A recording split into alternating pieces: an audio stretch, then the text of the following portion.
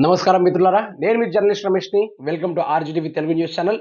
విద్యార్థులందరూ కలిసి ఏలే కుర్చీని కూలగొడతామని కేసీఆర్ కుర్చీని కూలగొట్టారు. మరి రేవంత్ రెడ్డి కుర్చీని పటిష్టంగా నిర్మించినప్పటికీ ఈరోజు టెట్ విషయానికి వస్తే, టెట్ అప్లికేషన్ విషయానికి వస్తే, గతంలో ఉన్నప్పుడు 200 ఉన్న రూపాయలు ఈరోజు మాత్రం 1000 రూపాయలు అవ్వడం జరిగింది.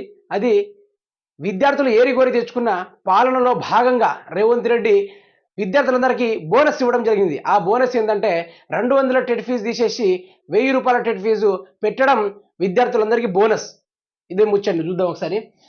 నిరుద్యోగులకు నిలువు దోపిడి, టెట్ ఫీజు పేరుతో జేబులకు చిల్లు. ప్రజా పాలనలో 5 రెట్లు పెరిగిన టెట్ ఫీజు, 1000కి పెరిగిన టెట్ ఫీజు.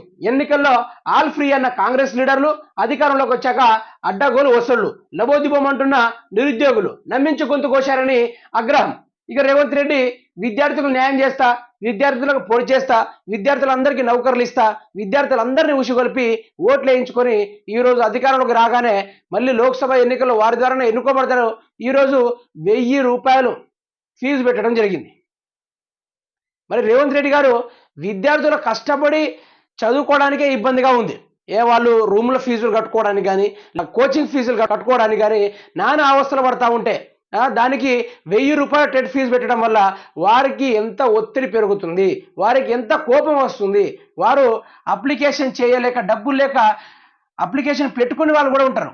మరి అలాంటి వారి మీద పైసల్ని సంపాదించుకొని జేబులు వేసుకోవడం ఇది మంచిది కాదు. రేవంత్ రెడ్డి గారు అస్సలు మంచిది కాదు. పాపాన్ని ఊడగొట్టుకున్న సొమ్ము కడుపుకు తిన్నా కూడా అది జీర్ణించుకోబడదు. మీకు సంపాదించుకోవాలని ఉంటే ఈ విధంగా విద్యార్థులపైన జులుం చేసి సంపాదించే ప్రవర్తన ఎవరు నేర్పించారు? రేవంత్ రెడ్డి గారు. అధికారంలో లేనప్పుడు ఒక ముచ్చట, అధికారంలో ఎక్కిన ఒక ముచ్చట. విద్యార్థులు కదా మిమ్మల్ని ఏరుకోరి గెలిపించేది. ఈరోజు తెలంగాణ రాష్ట్రంలో కాంగ్రెస్ పార్టీ గెలవడానికి ఎవరైతే కృషి చేశారో కాంగ్రెస్ కార్యకర్తలు కానీ, ఈరోజు విద్యార్థులే కానీ వారి నోట్లోనే మన్ను కొడుతున్నాడు, వారి గుండెలోనే గుణపం దుంపుతున్నాడు.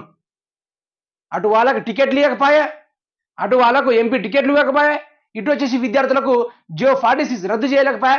ఈరోజు టెట్ ఫీజు 1000 రూపాయలు పెట్టడం జరిగింది. మరి ఎవరికి లాభం ఇవ్వంతా? రేవంత్ రెడ్డికి తప్ప ఎవరికైనా లాభం ఉందా? మరి దానికి తగ్గట్టు రేవంత్ రెడ్డి గారు ఏమన్నారో తెలుసా నిన్న? ఇది నా ప్రాబ్లం కాదు, మా అధికారులు పెంచేశారన్నాడు.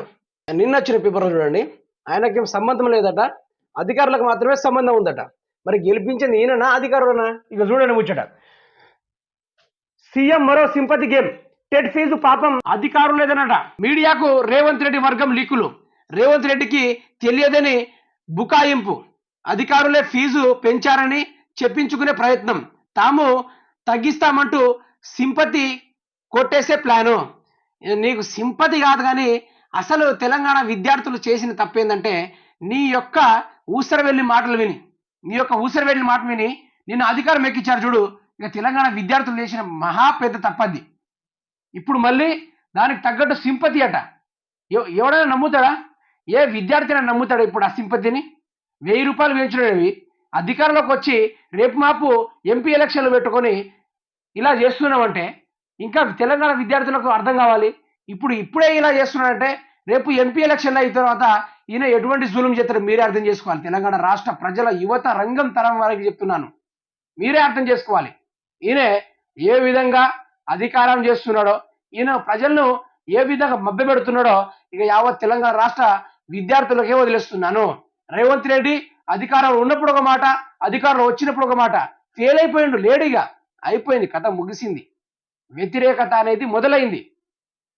కాబట్టి విద్యార్థులారా, మీ సత్తువ ఏందో ఇప్పుడు ఎలక్షన్లో చూపెట్టండి. ఓట్లు వేయమని నేను చెప్పను.